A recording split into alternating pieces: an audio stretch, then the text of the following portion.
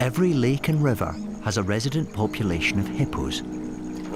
They too are social creatures, but they are also territorial.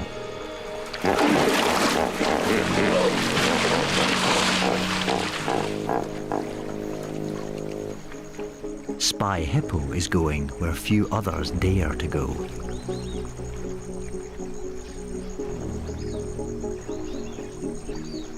He needs to be cautious.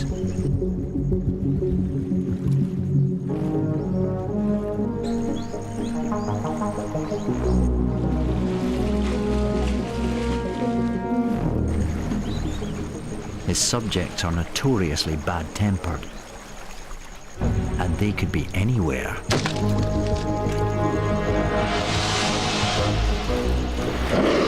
It's never a good idea to get on their wrong side.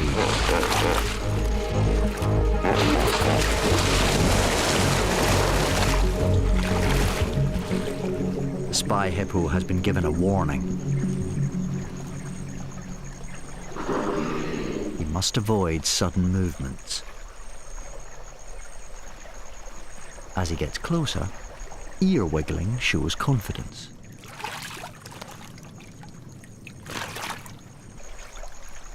Facing one of Africa's most dangerous animals, Spy Hippo must hold his ground. The pod is made up of females, looked over by a single male. Fortunately, females are less aggressive. Spy Hippo is already capturing some of the closest views that have ever been seen.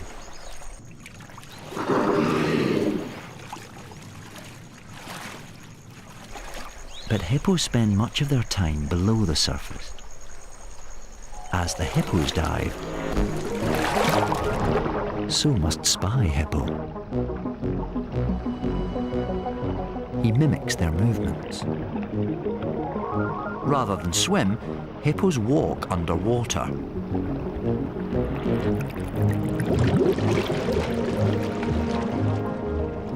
Through the murk, Spy Hippo glimpses an extraordinary sight. Fish are shadowing the hippo's every move. These are barbs. They usually feed on the riverbed, but when the hippos appear, they shoal around them.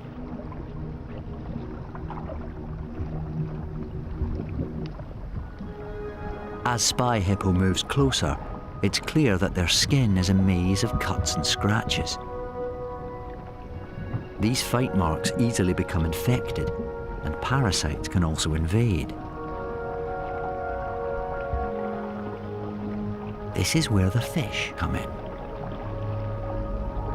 Together, they set up an underwater clinic with the hippos as willing patients.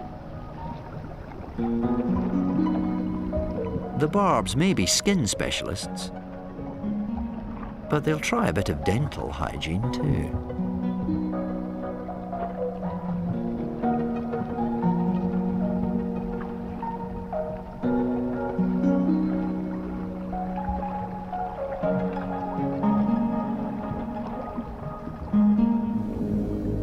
After having a full body treatment, the hippos seem to enter a trance.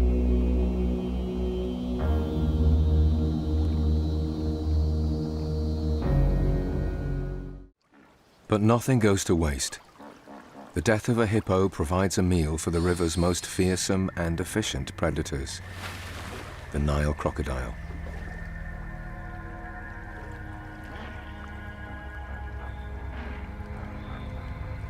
Growing up to 5 meters in length, these crocodiles hunt and scavenge.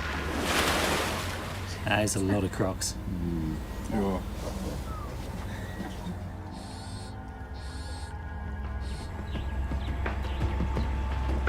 A hippo carcass just down the river from the studio is instantly set upon by these voracious reptiles.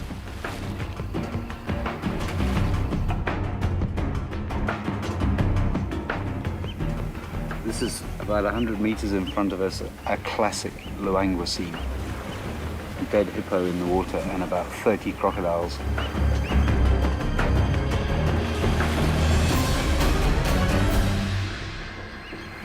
What's amazing is that there are 2 or 3 hippos that are coming in and actually trying to force the crocodiles off the carcass. Obviously, Mum would be one of them.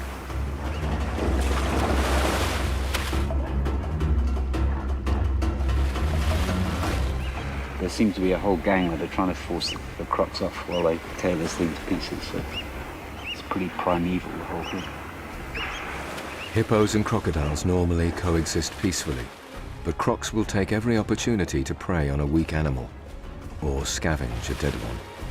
We've seen 1 or 2 of these hippos doing these big yawning displays, which is really a threat to the crocodiles. They're trying to drive the crocodiles off with this big yawn and, you know, sharp teeth and everything, but the crocs obviously are not intimidated by that at all. And the crocs are here in numbers, so that, you know, the hippos have got no chance really of driving them off.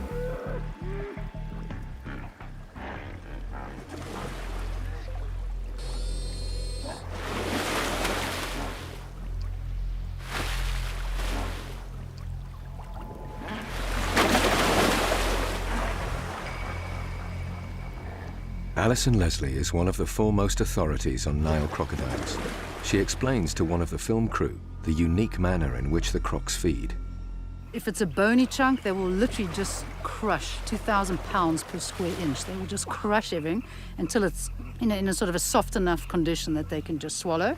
And if it's a chunk of, say, for example, skin or innards, they just fill their mouth and shake and shake and shake until this food literally slides down their throat. There's some sort of hierarchy there.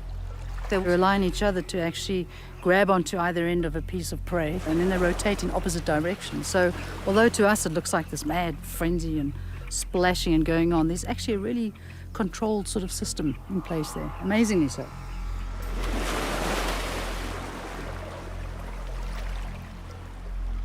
Everybody's concentrated in areas. The hippos are dying off, you know, slowly but surely, and these cleaning machines have come in just to, you know, keep the system freshened up.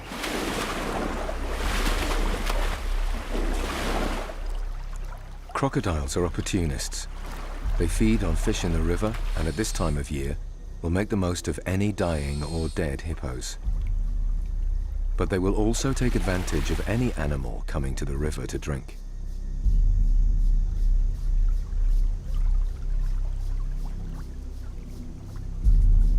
With that sort of number of crocs in an area, obviously, if there's an impala on the bank, there's going to be a number of crocs going for that animal. If we don't get rain, I think there's going to be a bit of an uproar in some of these areas. So for the thirsty animals, this croc-infested river is as dangerous as it is necessary. In only a few months' time, the water here will cease to flow. 8,000 square kilometers of swamp will dry and disappear. And all the hippos of the Okavango will face real hardship.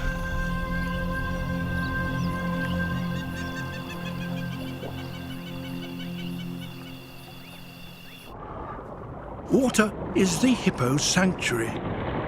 It keeps them cool in the baking heat and provides the vegetation on which they depend. And safety away from predators. But with all of this slowly evaporating, everyone will need to be prepared.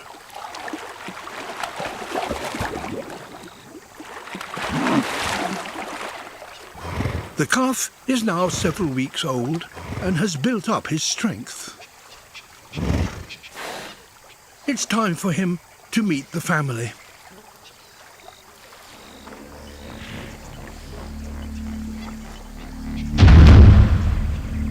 Returning to the pod with a new baby is inevitably risky.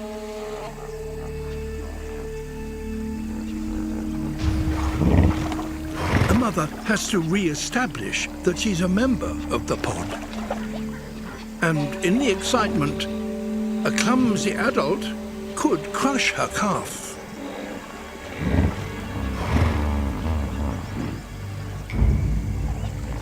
The dominant bull is right in her path.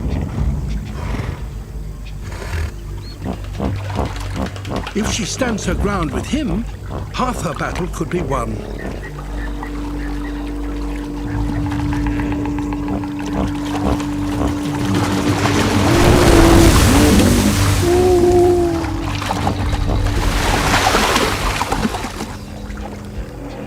But the real problem comes from an unexpected place.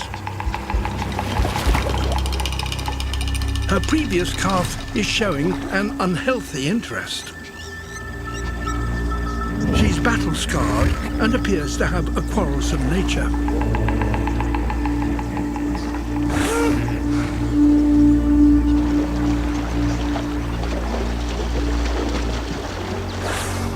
Jealousy or curiosity? Whichever it is, it's dangerous.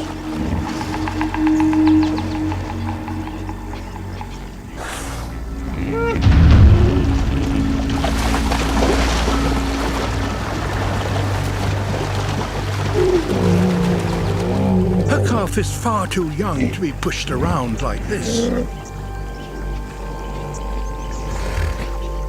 He's frightened and stays close to his mother.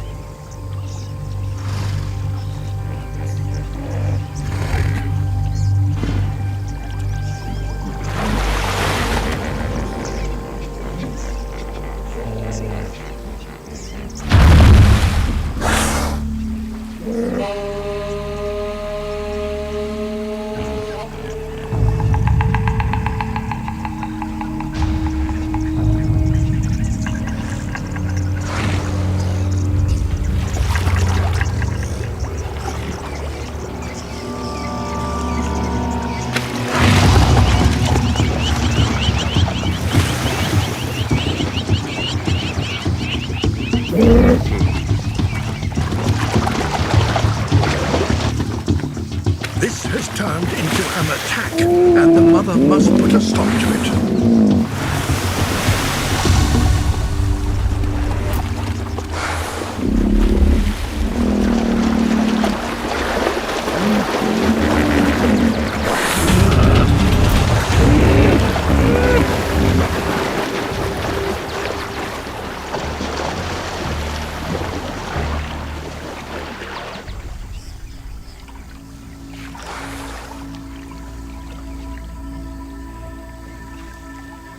The pair remain on the periphery of the pod.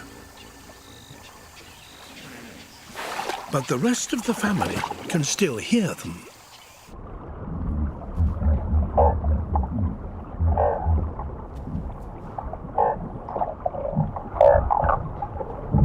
Hippos are thought to be the closest living relatives of whales. And they too make most of their vocalizations underwater. Their head and jawbones capture vibrations and transmit them directly into the ear.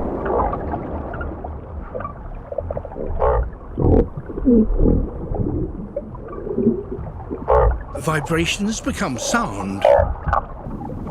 And in these quiet waters, these can carry up to a mile. The heat is overwhelming.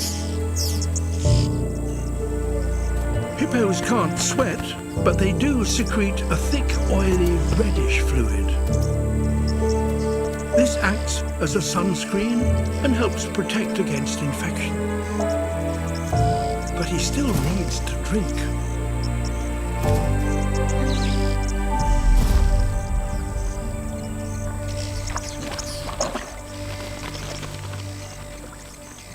Waterholes are dangerous traps for thirsty animals.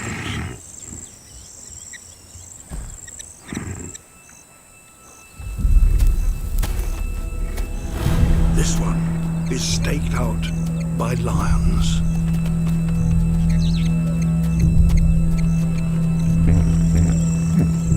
They're practiced giant killers. Together, they can take down an elephant.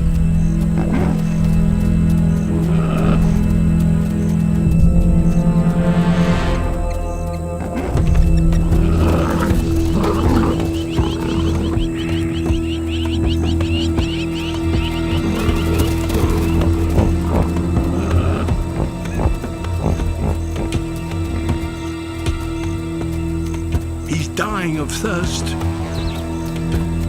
but he stands firm.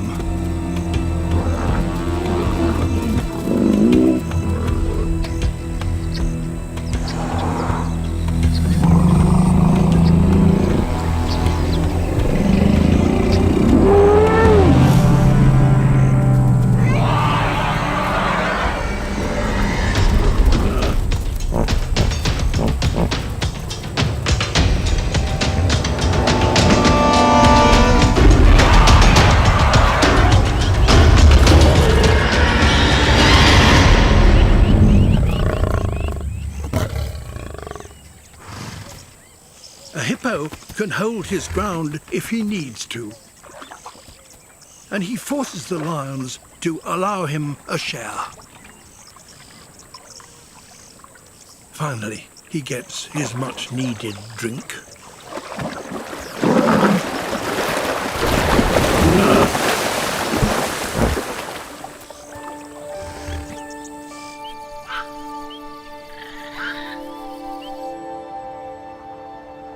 Relief is on its way.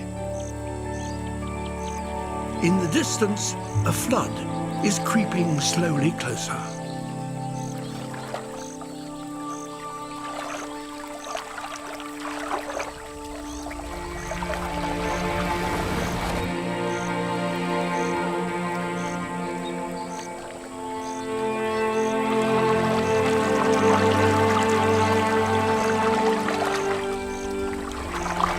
It travels along the hippo's dry paths.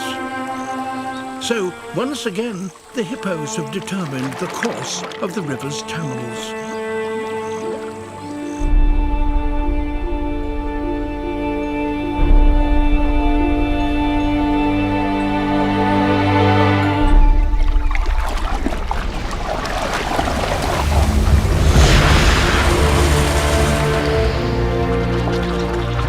The face of the Okavango changes once again, and all that the hippos had lost will soon return.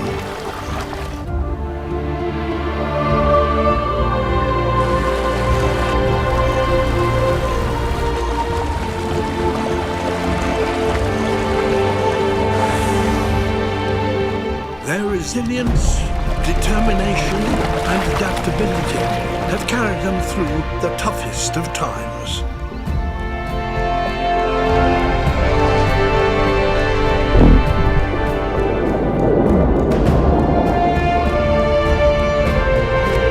Water once more flows along the veins of the delta, and life soon reappears.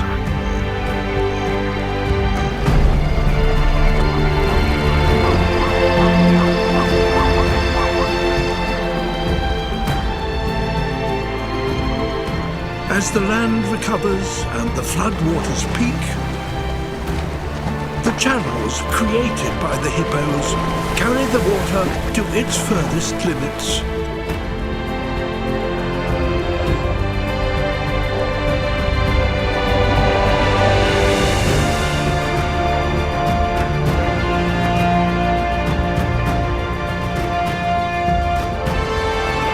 It's they who perpetuate the watery wonderland of the Okavango.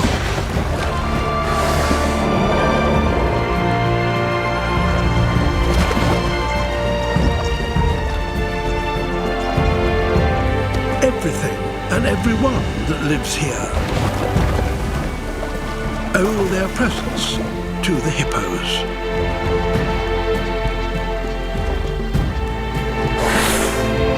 Africa's river giants.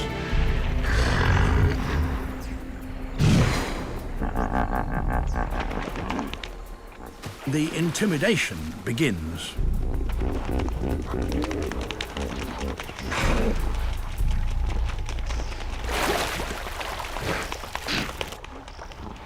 When neither backs down, there can only be one outcome.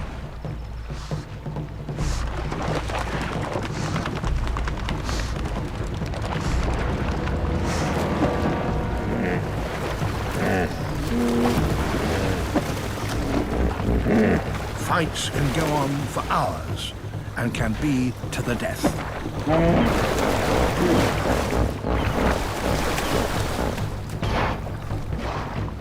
Forward-pointing tusks can stab right through protected blubber.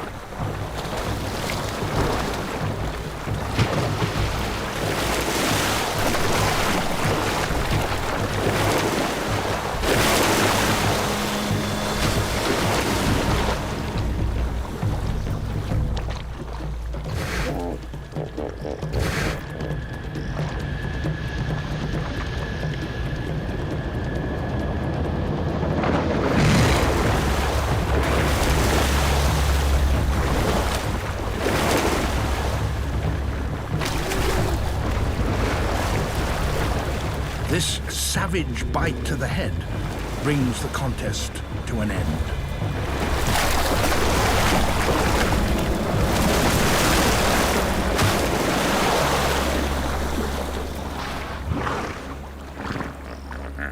The incumbent has re-established his right to mate with the females, and he wastes no time.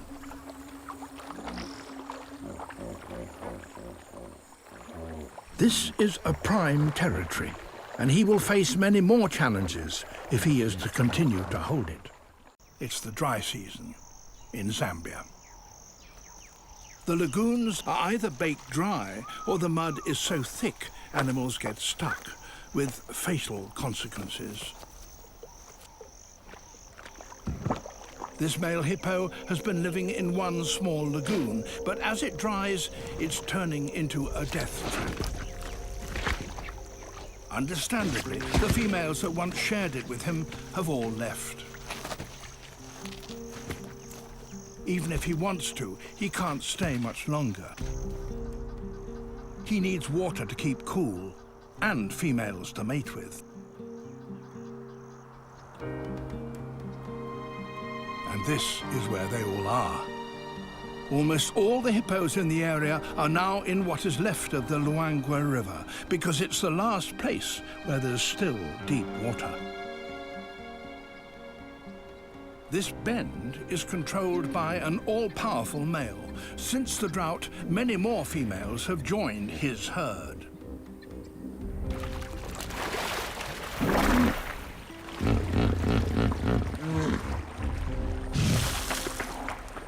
They are happy to live cheek by jowl, but any male who comes here in the hope of mating must first defeat the overlord.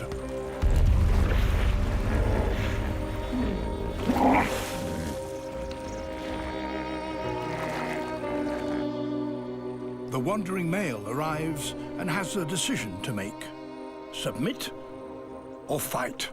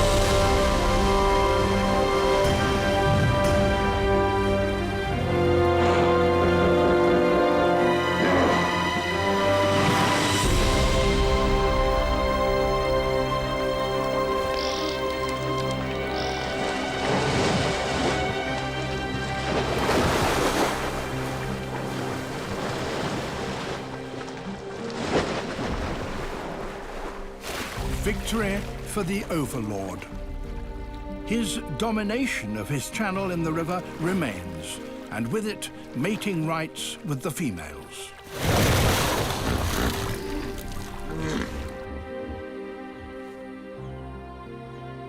The loser is alive, but is an outcast. He retreats to another part of the river where it's so shallow that no females will follow.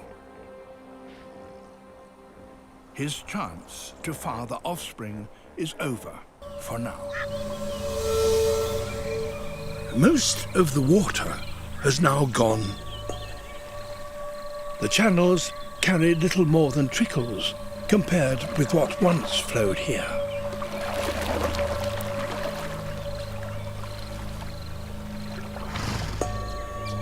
Only the tracks of the departing hippos remain.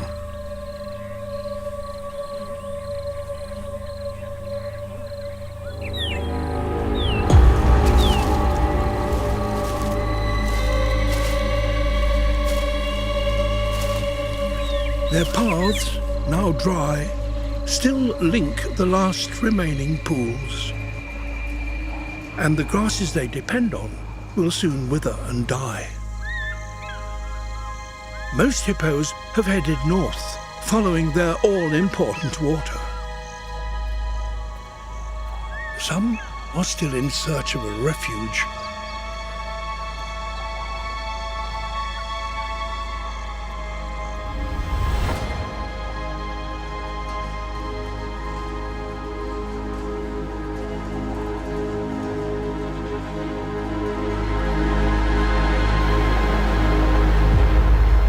Only a few pools in the area are still big enough to hold a hippo pod.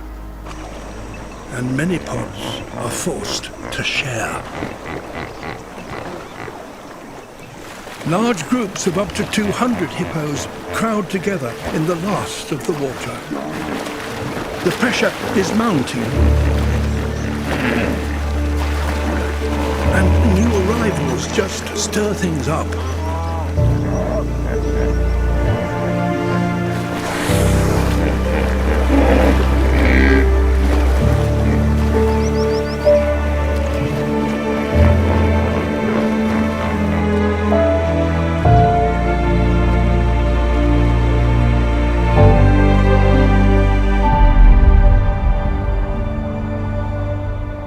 The shrinking pools have also trapped fish, and they attract fishermen.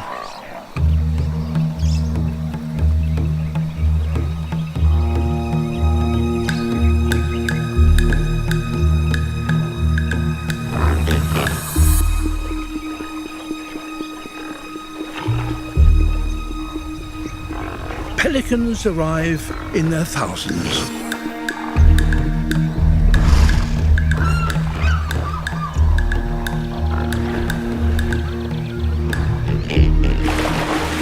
This number of birds could clean out a pool in just a few days.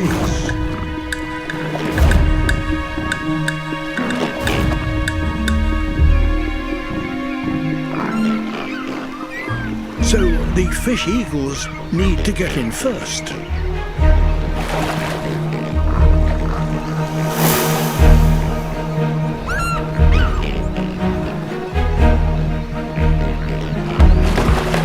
The fish gather in shoals around the hippos for safety.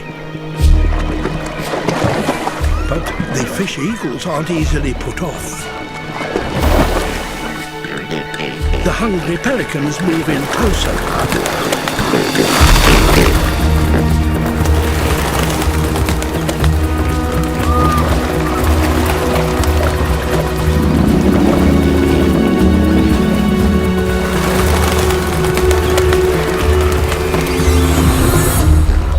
And a feeding frenzy begins.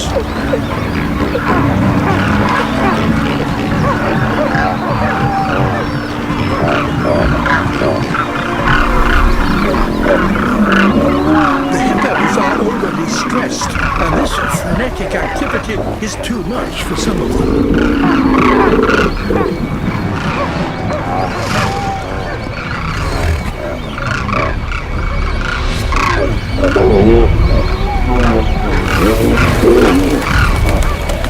They become increasingly territorial.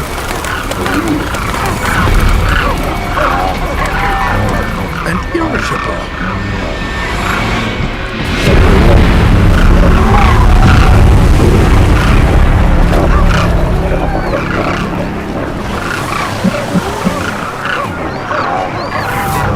One bull loses his temper and overreacts.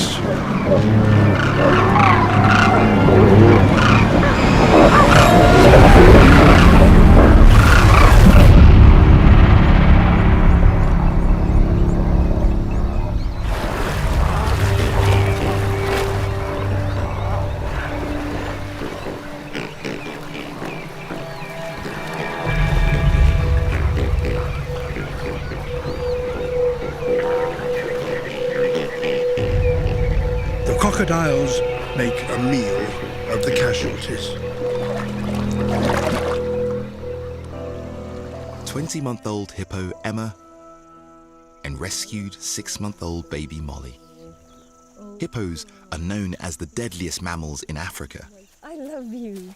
I love you. Yeah. But after escaping poachers at a young age, Emma has been hand-raised by Petronelle. I love Emma dearly.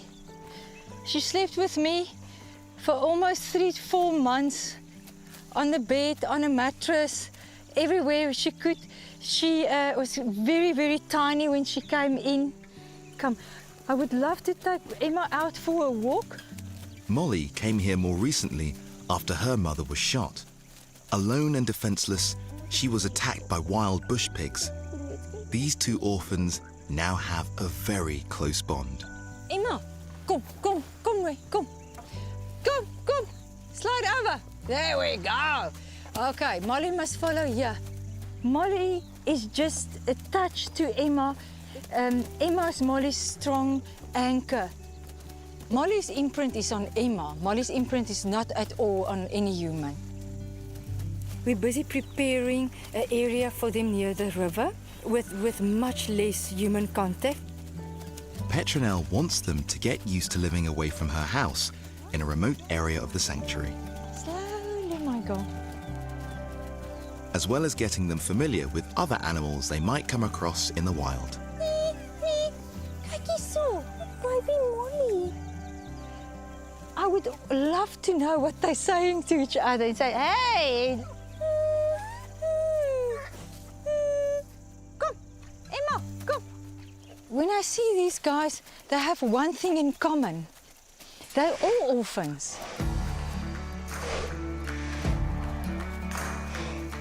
In the wild, hippos will travel up to 6 miles to locate feeding grounds and will graze on grass for up to 5 hours a night. Despite their huge bulk, hippos can easily run as fast as the average human. To make sure they continue in their development, Petronelle has chosen the perfect place, and it's right on the edge of the wild reserve. There's a little bit of water here, and a hippo loves water, and I would love Emma to spend more time here in summertime. In a few months' time, it'll be the rainy season, and this dam will be flooded. Petronelle hopes it'll become a permanent home for Emma and Molly. Emmertjie, let's see if there's bits of water here.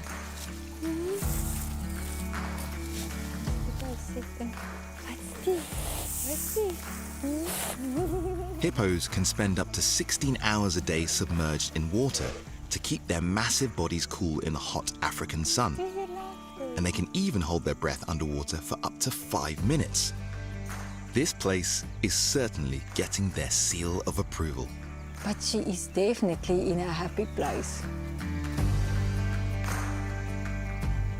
For me to have her out here, is that not everything?